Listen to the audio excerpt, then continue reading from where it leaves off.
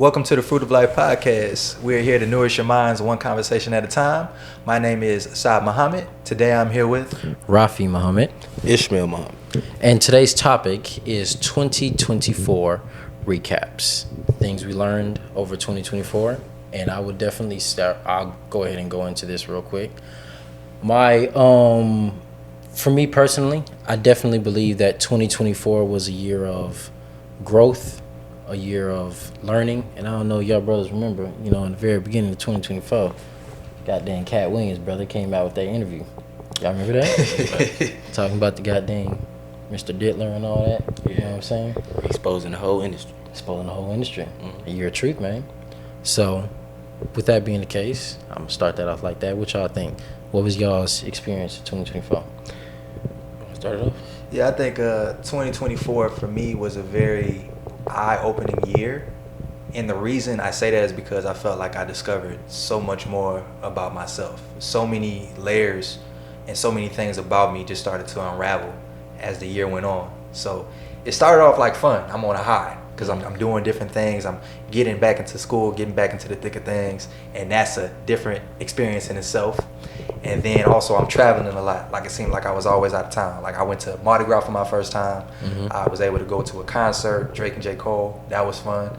I went to Savior's Day, it's an event with a Muslim event, so that was fun as well. And there was so many different things. I became a registered Muslim. That was a whole experience. I remember that, man. I remember that. Just a lot of things in my life was happening so fast, And then throughout the year, things started to get increasingly difficult. Like I would get into certain situations and then it would be like, wow, like life is really real.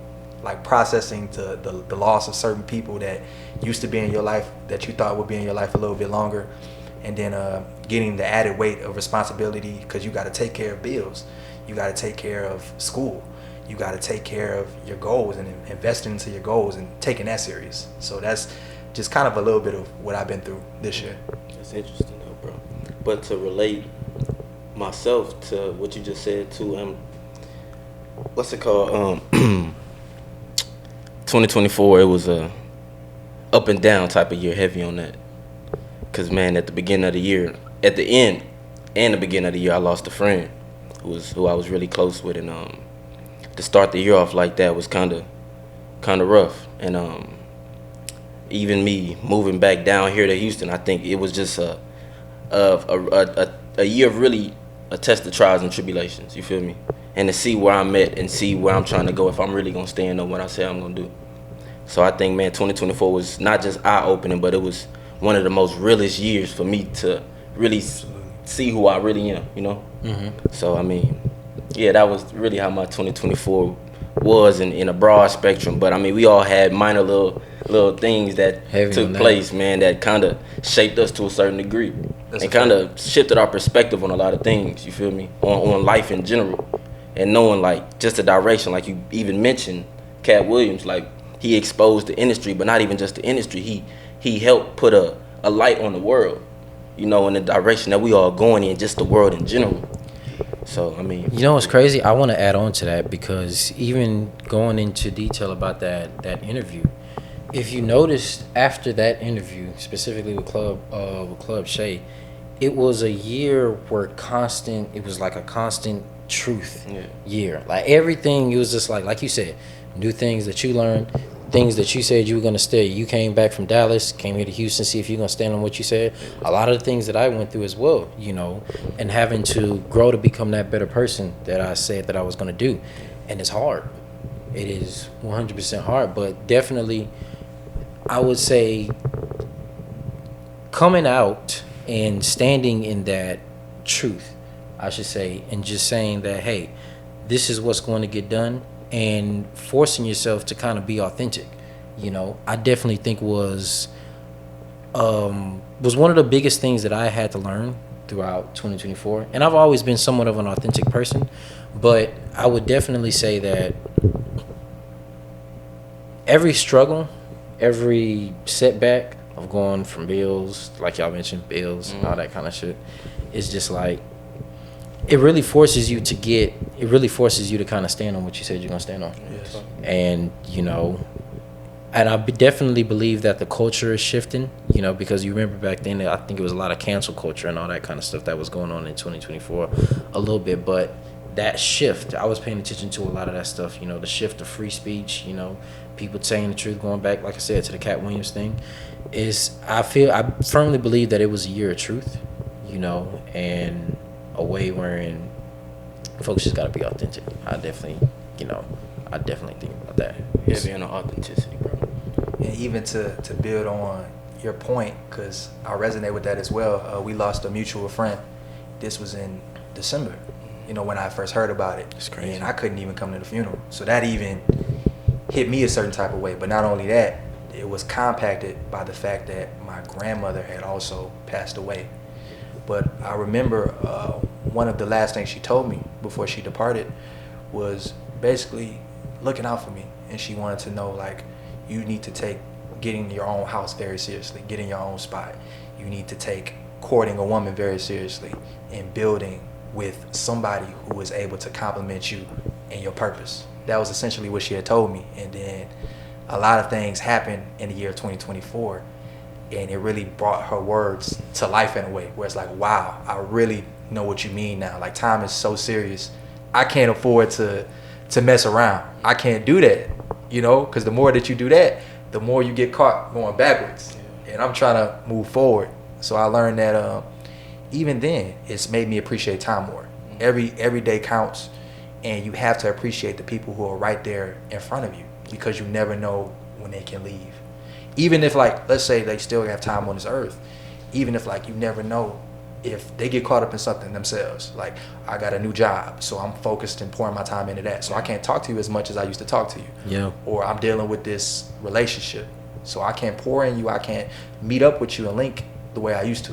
It's just like certain things, people get caught up in whatever it is that they're going through. So you have to really appreciate the seasons in which you meet different people. Like, that's something that, to me, it just sticks out, you know? 100%. Yeah, I was gonna say too, bro. Another thing, like, I think 2024 was like a wake up call to everybody, bro. And going back to what I was saying about the direction of the world, and heavy on what you said too about the seasons, man, because like I said earlier, we're gonna go through up and downs regardless. I mean, that's life. Ain't no way around that shit. But the Minister Farrakhan, he always had the quote. He said, every test, everything that you go through, you have the ability to overcome it all. The emotions, everything, the loss of family, the loss of property, everything. And that really been sticking out to me this whole year. Having that, not just a positive mental attitude, but having that attitude of, I know who I am a God, that I come from God, therefore everything that coming my way, I'm just getting obliterated. You feel me? On some real talk. So I mean, just to bounce that off, I mean. Yeah. 100%. And it's crazy because I really like what you said about cherishing the people that you have, you know, that are with you, because I would even say that I've gotten closer to family members, you know, like siblings and all that kind of stuff. We start to get along a lot more. I should say, not that we were just all complete bad, but, you know, you start to grow closer as you get a bit older, you know, because you kind of somewhat realize that they're the only ones that you really have. And I would even say that us, you know, because even this podcast and all of the other things that we got going on, you know what I'm saying, and even your move from Dallas, because when you was in Dallas, you know, we ain't see you like that. It was just me and Asad, you know. So now you came and then you made the executive decision. I remember how hard it was for you to say that, hey, man, you know, I'm going to stay out here, you know, but even though I'm making a little bit less money, you know, but going back to Dallas, you know, I'm going to be in a whole different environment, and I already know, you know, that's just, it's not going to be the same, you know. So learning to appreciate every single one of us, including Elijah, you know, he's not here with us right now, but him, appreciating what we have right now, because it's a lot of people. I remember my mother had told me this. It's a lot of people, especially us as males, we're all on islands. That's what she said. We don't have people that we can kind of go into, we can kind of rely on, in a sense. It's every man for himself, you know, because, you know, how we taught in manhood, you know, kind of, hey, man, ain't nobody coming to save you. And to a degree, that is true. But if you don't have any sort of people around you, because you're the one that's going to be responsible for everybody else when you get a family. When you get a family, when I get a family, you're going to be responsible for everybody else, your children, your wife, bills, you know, all of the things, your trauma, everything that adulthood has to offer. But who's going to be there to take care of you? Who's going to be there? you know. So I definitely say that what we've done and what we've built and what we're continuing to build, to kind of add on to your point, is is one thing that I will never take for granted. Is one thing that I will always appreciate, and I think that we will stand as a test, you know, for other people, you know, that are alone on their islands, you know, whatever. And maybe the energy that we have, you know, may bounce off to somebody else, you know, might give somebody else that strength to go find like minds around them that want to build together and all that stuff. Because it's not easy. It's challenging to mix different ideas, you know, and to mesh them into kind of one thing to where we move in unison in a sense, you know. So I really like what you said there, brother. I think that's the beauty in it, though. I agree. Do that. I 100% agree. Because I mean, it's like being on the battlefield, right? If you don't really build that rapport with the person that's next to you on that battlefield, why I'm on that battlefield with you? Facts. How do I know you're gonna really have my back on that battlefield? Exactly. So I think going through these trials and tribulations of us really building something, us doing the podcast, us doing the other things like we doing on the side that we don't present to everybody else in the near future.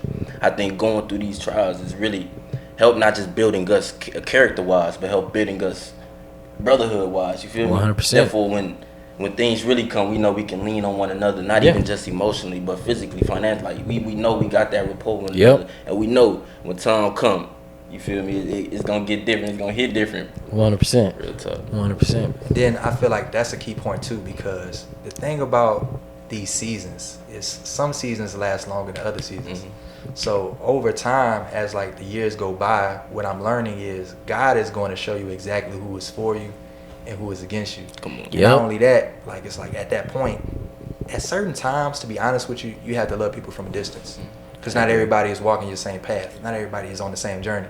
So the thing with aligning yourself with like-minded individuals, a part of that is making those executive decisions to cut certain people off. It's not that I don't love you, like I do care for you, but in my timeline and what I'm trying to accomplish, I have to more so align myself with people who are on a similar path. Yep. You know, somebody that I can find common ground with. They have similar beliefs. They're fighting somewhat the same battle that I'm fighting, and I feel like that steel sharpens steel, as we're taught. So that just makes me want to go 100% harder in whatever it is that I'm doing. You know, and that's something that's really been sticking out with me this year. It's crazy because when you go back to childhood, bro, you know, you always think about how folks are gonna, you know, they're gonna be there, whatever. But then you get older and it's just like they can't stay. And I used to think, you know, sometimes when I was a bit in my younger years, that, you know, when it came to relationships and all that kind of stuff, if y'all want to make it work, y'all gonna make it work. But I realized that I have to modify that now, because it's not even, to a certain degree, both can make it work, but sometimes, like you said, y'all going on a different pathway. And then I even think about us, you know, all three of us went to EP. We in the same grade. It was only three of us. Hey, man. It was only the three of us, and we still here to this day. Man, cause we did definitely went in three different directions. Bro. In totality, in full, we went three different directions. Yeah. But for us to come back and to be on that same frequency to the point we know we want to accomplish something, but we know we have no other choice but to accomplish something. You feel me? Because like you said, bro, I mean, I ain't gonna say ain't nobody coming here to save us. You feel me? Because I mean, ain't nobody coming to save us. But I mean, at the end of the day, we not just lean on yourself, but know that faith without work is dead. Yep. So therefore, that faith within self will be transferred to everybody else. Mm-hmm. So, yeah. Man, okay then. So I got a question for y'all then. So, if you had to put, because we were given all of our lessons and things like that, if we had to put all of the lessons that we learned, what would we say is the biggest thing that we learned in 2024? The biggest thing that I've learned in 2024 is when you keep God at the center, you start to understand that it's not about the person. It's more so about the lesson. So when connecting with people, when connecting with your purpose, as long as you have him at the center, when you fall, you make a mistake and you falter and you're struggling to get back on track and you're beating up on yourself. Yeah. If you rely on God, his understanding, his wisdom, his strength, his persistence, then what you start to understand is like at the end of the day, yeah, certain relationships are not going to work out. Certain things that you thought was going to go your way is not going to go your way. Because if that was the point and you knew everything, what would be the point of learning something? Facts. What would be a point of taking the journey in the first place? You already know how it's going to go. It's more so like you have to be able to adapt to these situations. And if somebody is to go and they're no longer on the same path that you're on, you part ways, then at least I learned the lesson within that, and I'm able to appreciate that moment in time because I learned that lesson. So that's one of the biggest things that it stuck with me in 2024. Beautiful, yeah. The biggest thing that I learned in 2024, man, in totality, would be to be open with my experiences with people and everything, and not just put expectations on things or people or jobs, whatever I'm trying to get into, but be open to the experience wholeheartedly. Therefore, I know I went in with a genuine heart, you know, on some real stuff with any situation. And I think learning that, it allowed me to get out of my comfort zone, really dwell in that uncomfortability. Yeah. Really fight the part of myself that I was just running away from to a degree, you know. Yep. So I mean, I ain't gonna lie, that was one of my biggest lessons, really, to just be open to everything. That's beautiful. What about you, bro? I think there's two things I would say for me personally. The biggest lessons that I learned, it's one is adaptability, and two is having a strong mind. And the reason why I say those two things is because no matter, and I kind of maintain these lessons even going in kind of into the new year, because life is constantly going to throw different things at us. You know, it's going to tug you this way, it's going to tug you that way, whatever, all until you get to the destination that you get to. And a lot of times we want to kind of go in one particular direction, you know, and sometimes we get pulled in the other way. And then when we get pulled in that way, we have an emotional reaction to that, or we allow ourselves to get very frustrated. We allow ourselves to get, you know, we start to break down. And I definitely say that you have to be adaptable, you know, in this life. If you're not adaptable, then you're going to fall, you know. And to add on to that, the second lesson, you know, a strong mind. If it's anything about me, I've tested this, you know, because I've slept in my car before, you know, and all that stuff. So I can say that regardless of what's going on in front of me right now, I can tell you that my mind will never betray me. Never. Under any circumstance. I can have, and I know, you know, some of us can relate to this, you know. I ain't had $10 in my bank account. $10 in my bank account, bro. And I'm telling, man. That's real. That's, man, what? Sometimes it gets like that. It gets bro, like that. Man, goddamn negative sometimes, man. And I don't want to hear nothing. But, oh, man, you need to get your money up, bro. Shut up, bro. I ain't trying to hear none of that. But to a certain degree, you know, we've all had that times where, you know, you get down and out. But the one thing that I can say is that my mind has never betrayed me. And as long as you believe in yourself and you have a strong mind and you're able to be adaptable, you can withstand anything. It doesn't matter what you go through, you can withstand anything. And adaptable even goes into you not taking things on a personal level. You know, you going in here, you doing business, because I can tell you, I ain't tried some things this year, blew up in my face. I ain't lost money, I ain't tried different things, you know, or whatever, lost money, you know, but we all managing everything else, you know, bills, you know, life, all this stuff, you know, but you are constantly trying to achieve your goals, you know, but it don't happen like that. Things didn't go the way that you expected. And I could have easily been, you know, I could have got upset, be like, man, I'm tired of this. I'm tired of losing. I'm tired of trying to get somewhere. And it seems like every time I try and get to this particular point, something ends up coming me, pushing me 2 steps back. And it's like, I don't get it. But part of being adaptable, I would say, is just being like, okay, all right, cool. You know, that was a learning lesson. No, it ain't nothing but a little money. You know, money can always, you know, I can always make money back, but I can never get the time back, you know. But I appreciate, as you said, even being open. I appreciate the experience. Even if it went bad, even if it was it went down straight into the dirt, you know, I can say, you know what, hey, that's a learning lesson. I got a story to tell. I got a story to tell to my son. I got a story to tell to my daughter. you know, hey man, I don't have any kids, but just saying, but future wise, I can tell them, hey man, I tell you right here, son, I ain't did such and so, and boom, it didn't fail on me. It didn't go the way that I expected it to go, you know. But one thing I've always done is constantly being able to persevere, which is why I would have this thing on my parents got me. This necklace says success through perseverance.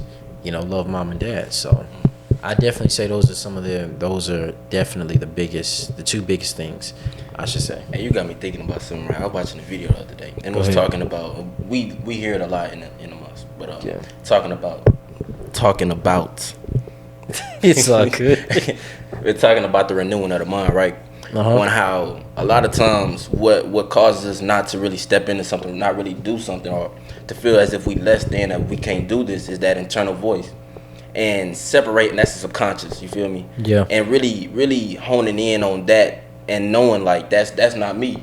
That's not me. That's the inside of me trying to portray a reality to myself on the outside. Exactly. So it's like a real test, and it's something that I know a lot of us as youth really have to do, is that renewing of the mind, and really sit with ourselves and see where we are in our life, and see the direction that we're going, and see the different things that we are doing to help make up where we at in our life currently. Yeah. And it's reassessing that and moving better, bro. Real talk. Just moving better as an individual, as an individual.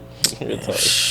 That's some beautiful points made by both of you. I think when you have a mind, as you stated, that is not only resilient, but it's built like Teflon in a way. Like the devil, it's gonna be hard for the devil to fully penetrate your mind. Yep. That's not to say you're not gonna make some mistakes, because we all do. Of course. But it is to say that you're not gonna fully dwell in that darkness. You're not gonna fully bask in it. Nope.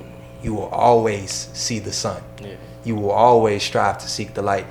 And another point I wanted to make was, in 2024, we started off talking about Cat Williams, that whole situation, the year of truth, and it was a domino effect. Everything started to happen. Yep. Like Drake and Kendrick, and like all of these events going on. You see the weather, and just you see what the people go through in Palestine, right? So all of those things are true. But then you start to see, okay, how do I fit into this equation? You know, so I wanted to know, when did you guys notice that shift of like, you know what, I have to take life seriously. I really have to buckle down this year based on what I'm seeing. Because for me personally, like, it was dreams. God was literally speaking to me through dreams. You know, and I told y'all about something. Yeah, it's heavy though. But like in these dreams, I would see signs of like the way that my life can go if like I don't follow him, and then if I do follow him, the alternate way that my life can go. Yeah. So just even learning from that, and then learning from other people too, because a lot of people have been going through things this year. Yeah. You know, and that's a part of the reason why you don't talk to certain people anymore. It's not because they don't want to talk to you. They're so caught up in life. Facts. And trying to elevate and trying to put themselves in position to be a bit more comfortable, trying to put themselves in position to help out their family, to help their friends. So at certain times, you're not going to be able to reach somebody because, you know what, I'm getting it together. Yeah. So I have to reprogram, as you stated. I have to put a new program in place in order to elevate and become the higher self. Yeah. Mm-hmm. You know? I was going to say, I mean, when everything clicked for me is when I moved down here, bro.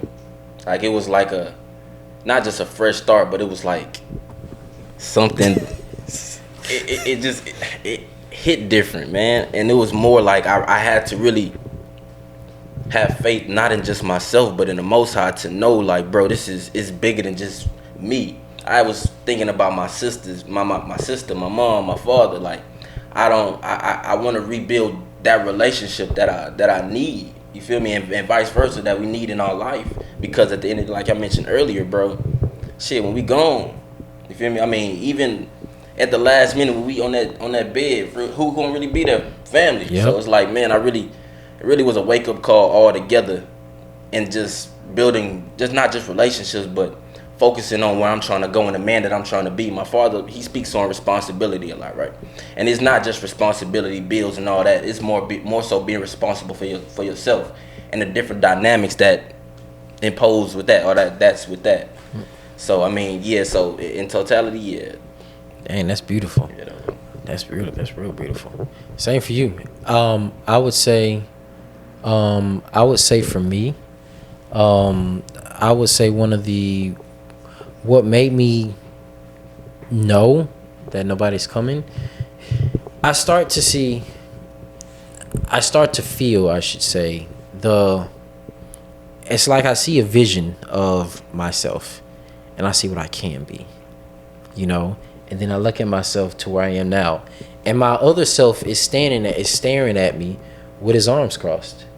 And it's like he got everything he want to have. He's intellectual. He got the spiritual aspect, and he got the mental aspect. He's in extreme physical shape. He got a family and everything. Like the warrior, the king inside of me. And it's looking back at me, and it's just like, I don't know. It's just like the best way that I can describe it is just like it's me, but it's kind of fire in the background. Some kind of like cooler thing or something like that. And I kind of start to feel him coming out more and more and more and more. And also I had a dream, goes back to you when you were talking about dreams. I saw Master Muhammad. I remember I saw it some time ago. I think it was like maybe a year or something ago, and that dream kind of recycles itself. And I remember the words he told me. He told me that he was using me to create a better world. I don't know how just yet. I don't know the exact pathway, and that's all I can really remember. I remember seeing, the little white. I was in a white room. I remember seeing him, but that's what I remember. So for me, it kind of those few things, it kind of that's the point. And even now, as I'm getting older, I'm going through this life stuff. I'm getting a little bit older, and it's starting to. It's like, well, you kind of, yeah. It's like you want to kind of just get out. You kind of want to do your own thing. You don't feel like hearing nothing. It's like a feeling you get where it's like, hey man, it's time to step out. It's time to do your thing. So, yes sir, brother. I can relate to that right there. Heavy on that. Heavy on that. Man, That's a beautiful thing. But I also, as we do close, I wanted to kind of lead with this. It's January, and January is almost over, but it's still the beginning stages of this new year. Yes, sir. And one thing I wanted to leave people with that will be tuning into this and hearing this podcast, I wanted to leave them with a singular word, something that you are looking forward to focusing on, something that sticks out to you personally. For me, one of my words, I told myself this is going to be prioritization. Like making sure everything that it says that I need to do, everything that I want to do, but really need more than want to be the best version of me and to strive to get better, is to really assess myself, look at my weak points, and to pray more, develop that relationship with God, and really connecting myself to people who are going to keep it real. Like, I don't have any room for people who are not authentic. So, like, call me out. Like, please do. Like, call me out. I need that. Yeah. So even with my parents, like, in that relationship is developing into something even more beautiful. Because I always had a profound respect and love and admiration for my parents. But the one thing I'm noticing about myself is, like, in the past, they have conversations and they talking to me and they telling me something about myself. And a lot of us, we don't like when people tell us about ourselves, especially when we feel like we know we in the wrong. Like, we know we got to do better, but we so caught up in the BS. Yeah. And then they telling you off and they talking to you, and, the tone might get escalated a little bit, and you might not like that, especially like you develop into a grown man and things of that nature. But then you realize that it's out of love because they want you to do better than they're doing. And they want to make sure your priorities are in order, so that way you don't have to cross the same hurdles that they crossed, right? And that's an effective way to save a lot of your time, to save a lot of your money, to save a lot of your energy, and then using that to invest it into the right things that will bear fruit in your life and passing that on to your children. So my word is prioritization. That's something that I want everybody to not focus on, but for me personally, that's the word that sticks out to me. Okay, yes, sir. You want to go next? I'll go real quick. Mine's, it may sound cliche, I guess, but it's consistency, man. In all areas. Going back to what I was saying about the dynamics, I want to be consistent in all areas of my life, not in just one. Not that I'm just doing it. I want to be consistent in all areas because it will transfer to everything else that I'm doing. Yeah. So that's my main thing. Is just remaining consistent, remaining dutiful, but heavy on the consistency, man. Hey, okay, all right then. Well, I would say that mine is elevation. you know, kind of what it is that that you said, you know, consistency, but consistently elevate. That's my word, elevation. Because if you're not getting any better, then you're staying in the same place, and you're in essence getting worse. You know, so the thing for me is elevation. You have to constantly strive to get better. You know, it may take a little bit of time. I'm not saying it's supposed to happen abracadabra overnight. Of course not. You know, but constantly elevate, constantly focus on the end goal. You know, if your end goal is to be at a certain point in life, you got to elevate to get to that point. If you don't elevate, you'll never get to that particular point. So that's my word that I would use and I would give to the audience and say. So, yes, sir. That's beautiful. I appreciate your thoughts. I appreciate your thoughts. Yes, sir. Same here. With that being said, we thank you guys for tapping in with us for this episode of Fruit of Life podcast. We're definitely going to have more content. We're going to be consistent. That's the end goal at the end of the day. Facts. So stick with us. And if we said anything that sticks out to you, that resonates with you, man, glory to God. Leave a comment, man, please. And we're out.